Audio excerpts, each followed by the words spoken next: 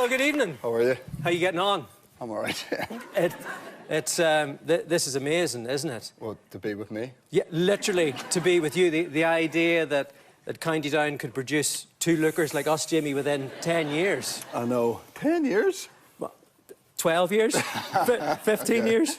Yeah. Yeah, it's cool, isn't it? Yeah, I think it's good. We've done all right. Thanks for coming along. No worries. Very happy to be here. Lots of stuff to chat to you about. I suppose we should start with the tourists. Yep. Congratulations on the tourist. Are we watching that, yeah? Thank you.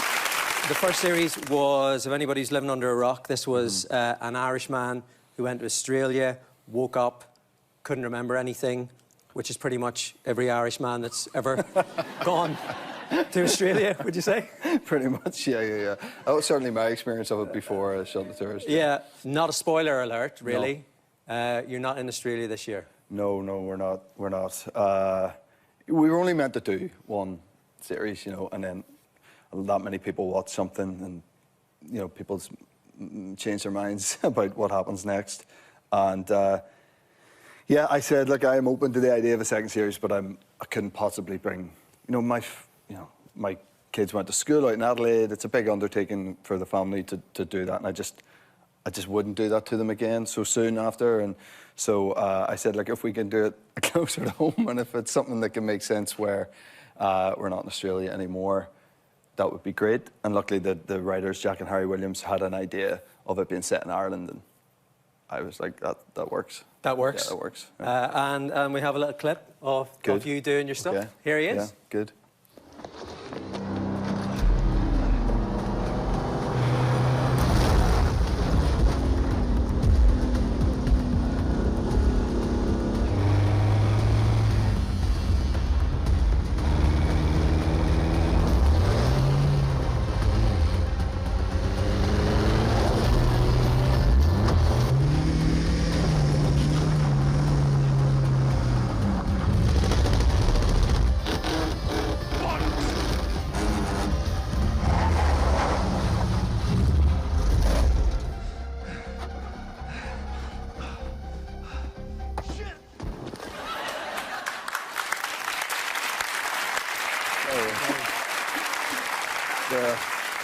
There's quite a spectacular beard. There is, yeah. In episode 1. I mean, it's kind of very ZZ Top meets Jerry Adams. Yeah, well, yeah, you hear me speak, it's probably more Jerry Adams than ZZ Top. Lots of people loving the beard, and obviously you being a fashion icon, lots of people now sporting this look. Aye, okay. This is how the band actually turned up. Oh, look at that, yeah. Now that's ZZ Top. That's it. I mean, that's, what do you think? I mean, that's... Yours should be grey. Do you want to just... There you go. Why is mine brown? Do I actually have to do this? I mean, well, you don't have to, but I mean, it looks a lot more ridiculous if you do. There you go. Yes. Okay.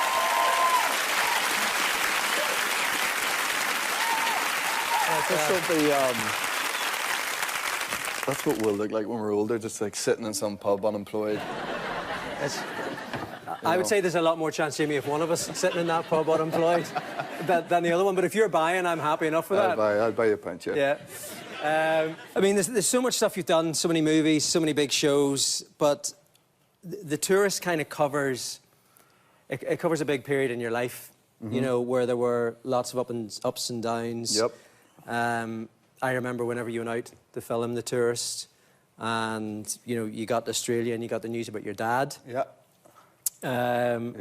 Which was the worst place to get news like that. Yeah, it was unimaginably difficult. Yeah, we were in a hotel quarantine. I was in a hotel room with my wife, 3 kids and a nanny, and yeah, my dad died when we were in the middle of that. I still had 3.5 days of quarantine left, so I wasn't allowed to leave. There's no compassionate grounds. I tried to get the production to, like, you know, I said, look, you can test me 100 times a day if I have COVID, but I need to get out of this room. Like, I was in pretty severe grief, obviously, and shock. But no, they wouldn't allow it. So yeah, it was an extremely difficult time in my life. I say, like, you know, The Tourist, it's a mad thing to say because The Tourist, we shot The Tourist that year and Belfast came out that year, and a lot of things changed for the better in that year, but I think it was the worst year of my life, actually, weirdly. Yeah, because, you know, your dad, a lot of people from Belfast, you know who your dad was. Like, your dad was... Everybody from Belfast knows who I my mean, dad your dad in Belfast is more famous than you. Way more famous than me. So tell us a wee bit about your old fella. Well, my dad was an obstetrician, gynecologist, and for majority of his career was at the Royal Maternity, and as a result of that, you know, he delivered over 6,000 babies in the north. That's pretty much everybody in that part of the world was delivered by my dad. So you can only imagine, again, the amount of times people come up and I'm like, oh, here we go, this will be nice. I'm a fan of mine. Only to be told that, you know, your dad delivered me and my mum said he was the most handsome man in Ireland. And that you're not a patch on him. So I get that sort of thing a lot, which is nice. And at one point, I didn't know this, that he could have been an actor. He had a place at RADA. Yeah, he was. Yeah, he was offered a place at RADA. Dad went to, remarkably, Dad, for a year when he was in junior school, prep school, he went to an all-girls school for a year as the only boy. And then for senior school, he went to an all-boys school. And when they were in sixth form, they did a production of Macbeth. And someone had to be Lady Macbeth, and that was Dad. So Dad played Lady Macbeth to great acclaim, I'm told, I was told a lot. And got the, you know, won the drama prize and all this stuff at school. And the head of drama at Bangor Grammar, where he was at school, her friend was involved in admissions or something at RADA, and yeah, offered Dad a place if he was interested in coming to RADA. But different time, you know, his parents were like, no, you know, that's risky. You go and become a doctor, and you know, he did all right. Well, mate, you know, he did all right, and if he had taken that place up, then he wouldn't have met your mum. No, totally. Yeah, they met. You know, yeah, Mum was a nurse at the Royal, and they met at the. If you can believe it or not, they had an outdoor swimming pool at Belfast Royal Victoria Hospital, and it's not. There's a car park now, and. Yeah, Mum was getting out of the swimming pool, and Dad saw her when they were junior doctors, and that was it. And the rest is history. Mm-hmm. So that time when, you know, you lost your dad, he died from COVID. Mm-hmm. And I remember it was a long time before you could get back. Yeah, to Belfast. I think it was the Belfast premiere, really, wasn't it? Was the first night that I got back just before that, probably, but Belfast, the premiere was in, I'd managed to get back in August or September, maybe, and the Belfast premiere was in November. It was a highly emotional night anyway, because we're bringing, you were there, you were comparing it, but it was, Jesus, like, just, you know, what that, you know, it's obviously a very personal movie for Kenneth Branagh, but for all of us, you know, particularly the cast who are from there, you know, it just meant so much to be telling a story like that and actually showing people caught up in a conflict as human beings and not people running around in balaclavas in the dark. You know, it was really important, I think. And so it was emotional anyway, and then, you know, yeah, Ken actually... He dedicated the movie to Dad that night. So that was... I was sat there, both my sisters, my auntie, my dad's sister, and they were just like weeping before the movie even began. So it was a special, very emotional night. Yeah. Tell us a story.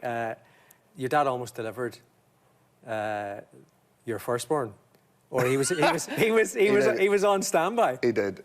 So I got cast in 50 Shades 4 weeks before they started shooting because someone else had pulled out, and so it was just mad. And Millie was 37, 38 weeks pregnant. And all our focus was on that, obviously, as it is. Your first child, second child, you're still focused, third, you're whatever. But it was just like our life was going to change in this monumental way. And then suddenly I got cast in this thing that I knew was going to just create a lot of madness. Which was going to be filmed in Vancouver. In Vancouver.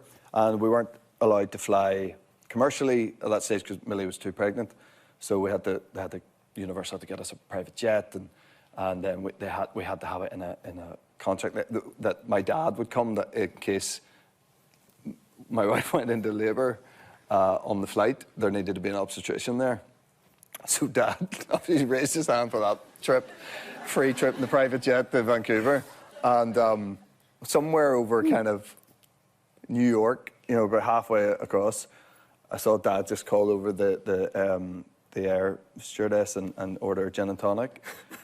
I was like, I know, Jesus, Dad, like that's, I don't know, like this is a big thing, would sort of like you to be, you know, ready.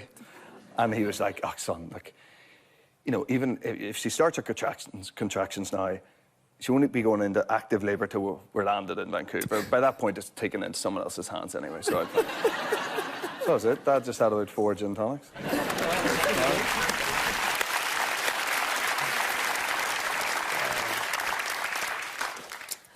I mean, I remember that time for you because that was a mad time in your life, because that was like the biggest movie in the world. Yeah. And weirdly, it wasn't scratching the itch for you. Am I asking that in the wrong way? I think I maybe am. They've made a choice to make that sexual. Yes, they have. And that's on them, Patrick. Okay, good. I don't know. It was just this massive leap. It was just this mad thing from, you know, The Fall had come out and I'd got a lot of big praise for that, and I was like really excited about just staying in that kind of world, that kind of gritty television dramas, I guess. And there was a lot of that stuff offered to me post The Fall and all the good stuff that came from it. And then suddenly I just got offered this, whatever it is, like, no, I mean, it's mad, you know. It's a blockbuster movie. It's a Blockbuster huge movie. commercial Yes, movie. yeah, totally, and has its own huge sort of momentum behind it already because of you know everyone in the world, you know, whatever language you spoke, knew of those books, and so you know I knew I was up against that, so I knew what the feelings were. But that for me is something like knowing you. I think there's always been that element of you which is, you see yourself as an underdog who has always sort of felt you got to prove something. Would that be fair to say? Yeah, I think so. And the fact I come from a modelling background, and that's a big stigma that as an actor you're always trying to get away from. And look, I does not need, you know, I don't need much encouragement to live with a sort of watch this attitude. I'm very fire lit under my arse sort of person. I've always felt like that from being. You know, obsessed with rugby and not being the biggest guy, but loving, you know, always having to feel work harder and all that sort of stuff, and being small for my year. And I've always felt like I've had to really, I've had a point to prove my whole life. Yeah. How much of, you know, your teenage years and what happened, you know, with your mum and then your friends after that, how much did that, in a way, bulletproof you for what was coming down the track work-wise? I think it's hard to quantify what that was really, but because your mum died when you were what? Just turned 16, yeah. And then 4 mates were killed the next summer, 17. So yeah, yeah.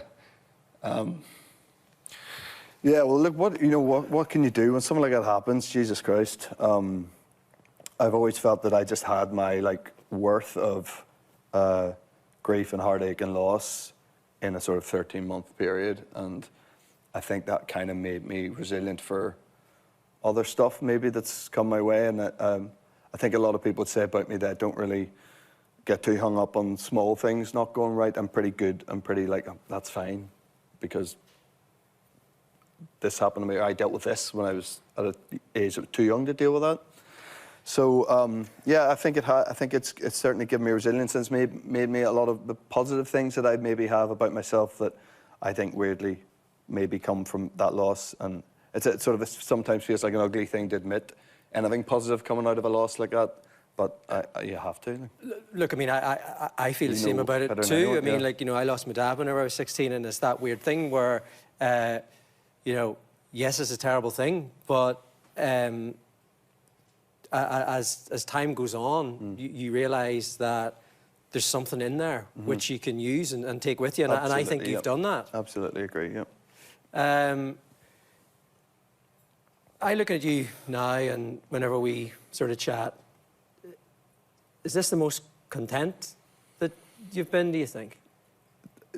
I do feel that, you know, it's funny, like, I think career-wise, it's as good as it's been. You know, you know, I had 3 or 4 things there in a row that came out, just got very well received, and Belfast right in the middle of all that, and I've got a big, you know, a load of choice over when I work and who I work with, and you know, that's like, seems unachievable when you're starting off in this industry. You'll ever have a say over it. You know, you just think you have to do whatever job's given to you. But so no, I feel like I'm in a really good place. I'm very excited about all the stuff I'm doing, and yeah, just a load of really exciting stuff. And then, yeah, I mean, home life has always been good. Like, I'm lucky there. You know my wife well. Like, she's class, and our kids are unreal. So, yeah, I actually do feel really content.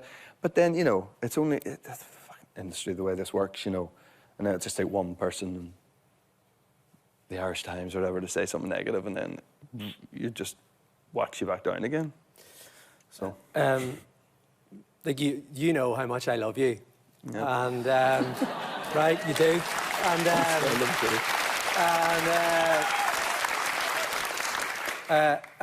I just want to say that thanks for coming and chatting to me tonight, and also I just want to say that I really think you're only getting started. I really do, and we're all so proud to have a ringside seat. Thank you very much. One more time, Jimmy Dornan. Thank you.